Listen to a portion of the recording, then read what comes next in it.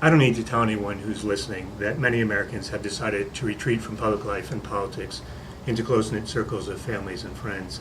They've decided that politics and public life doesn't work for them, it doesn't work for their communities, and in many cases it's no longer working for the country. But as I travel across the country and listen to Americans talk about their hopes and dreams, their fears and concerns, what I hear over and over again is a deep yearning among people, a yearning to come out from their homes and to reconnect with one another, a yearning to be part of something larger than just themselves, a yearning to make a difference in their communities and in the life of this country. The problem is this: as you go into communities, you find lots of organizations that are doing great work. Some people would even say God's work in helping communities move forward. The dilemma is that those organizations are often working in small niches. There aren't very many organizations in our communities that cross boundaries, that help to incubate new ideas, that help us to reach out across dividing lines, that help bring people together again like we need to do in so many communities. Public broadcasting, public television, and public radio is one of the last boundary-spanning organizations we have left in our communities. They're one of the last organizations that still have a deep reservoir of trust and credibility as seen by people in those communities. And so this initiative has two essential goals when all is said and done.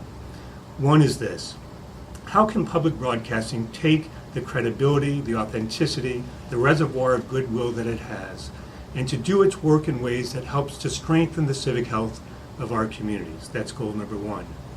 Goal number two is how can public broadcasting, as it's doing that work, deepen its local significance in the communities in which it operates? How can it become increasingly relevant to people in their lives? Or put another way, how can public radio and public television become essential local organizations, essential in people's lives? We're working with a dozen public radio and public television stations over the next 2 years to innovate. Essentially, we've created an innovation incubator to determine how these stations can examine their work, and importantly, how they can build off the good work that they're already doing to engage people in their communities. We'll work with them over these 2 years, and we will build off the good things they're doing. We'll build off the good work that the National Center for Outreach has already done. And our hope is that by the time that we're done with this initiative, that we'll have new models and new approaches that stations throughout the system can grab hold of and make their own, which leads me to another important point.